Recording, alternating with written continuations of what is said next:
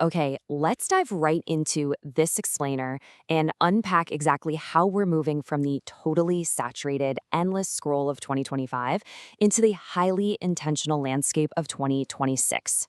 Look, if you've been feeling a noticeable shift in the air lately when you open your favorite apps, you're definitely not alone. We are sitting at a really fascinating inflection point in the creator economy. And today, we're going to break down what that actually means for the content we consume and the creators we choose to follow. You know that word authenticity? We've literally been beaten over the head with it for years. And this quote perfectly captures our collective exhaustion with the whole concept. We're constantly fed this idea of performative authenticity. You know, that highly curated relatability that frankly just became another costume to wear online. So it begs a really important question. What happens to the internet when influencers finally stop trying so hard to be just like us? Well, here's our roadmap to figure that out today. 1. 2025, the rearview mirror. 2. Rejecting performative authenticity. 3. 2026 predictions for online culture. 4. Content trends. And 5. The era of credibility. All right, section 1. Let's start by checking the rearview mirror and looking at 2025.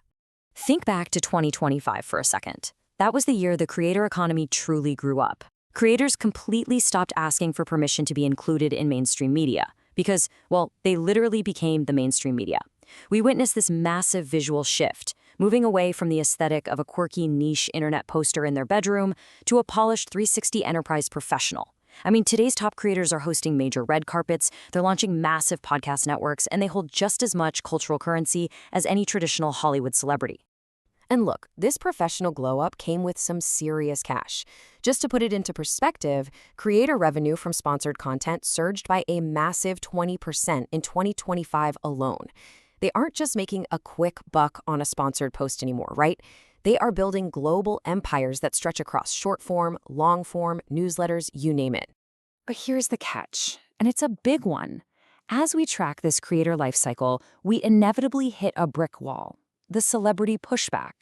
See, when creators become so incredibly huge that they're launching ultra-expensive luxury brands or casually mingling at the Met Gala, audiences naturally start to feel a deep disconnect.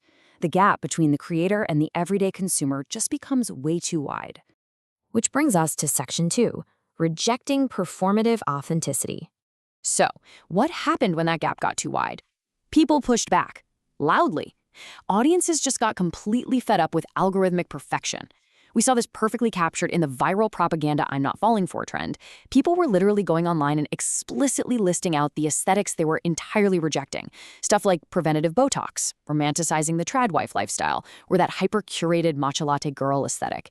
It was a massive, collective movement to reclaim our digital boundaries. And instead of just mindlessly doom scrolling, people did something wild. They started engaging in highly intentional content consumption. We saw massive trends of people raw-dogging boredom, literally just sitting quietly without their phones to fix their fried attention spans. The goal wasn't necessarily to delete social media forever, but to just feel like they were in control of the scroll again. So how did brands and creators actually cut through all that fake performative perfection? Well, they got weird with it. We saw a huge pivot to the bizarre, with totally unhinged, joy-driven content taking over. Think about it. We were watching hilarious lifestyle vlogs from the perspective of Lord Voldemort, or massive snack brands dropping these psychedelic, completely nonsensical videos. It was chaotic, sure, but surprisingly, it felt deeply human. Okay, moving to section 3, applying those lessons, let's talk 2026 predictions for online culture. Right off the bat, we are tracking a massive, undeniable shift from URL back to IRL. Just look at where Gen Z actually wants to hang out right now. 35% want to spend their time in physical malls and shopping centers, 22% in fast food joints, and 18% in cafes. After years of absolute digital saturation, younger demographics are actively craving physical spaces to find real human connection. Throw in a revived love for classical arts, a renewed desire for friction when shopping, or a tangible get-your-hands-dirty hobbies like pottery, and a crystal clear picture emerges. The whole "I don't care, I'm not trying" aesthetic? Totally dead. It is officially cool to care, to be sincere, and to actually try hard again. Let's see how that impacts our feeds in section 4, 2026 predictions for content trends. Because people actually care again, the content itself is transforming. You've probably heard the myth that our attention spans are completely gone, right? Actually, scratch that. They aren't. Audiences haven't lost their ability to focus, they are just demanding substantially better content.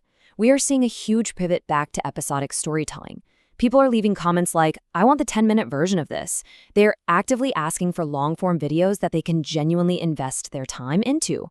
Now, to fight back against the incoming flood of AI-generated slop, content is splitting to two massive ultra-human extremes. On one side, you have these highly produced, visually stunning masterpieces, and on the flip side, you have the ultra-mundane. I'm talking about like a 12-part video series solely about fixing a broken front door peephole that somehow racks up 60 million views, simply because it's just so uniquely, relatably human.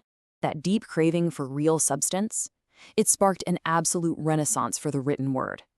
We're talking 50 million active users on private community-based platforms like Substack. People are actually reading long-form blogs again. Places like this are becoming digital safe havens. They offer a much-needed refuge away from chaotic algorithms and generative AI. It's a space where journalists and creators can drop unbiased, incredibly deep-dive thoughts to a community that genuinely wants to read every single word. Which leads us to our final stop, Section 5, the era of credibility.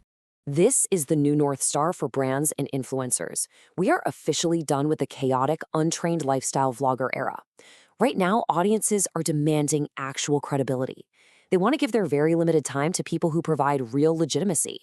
We're talking trained journalists breaking down pop culture, professionally skilled chefs teaching recipes, or creators with incredibly specific, deep niche expertise. Creators are leveling up into legitimate thought leaders.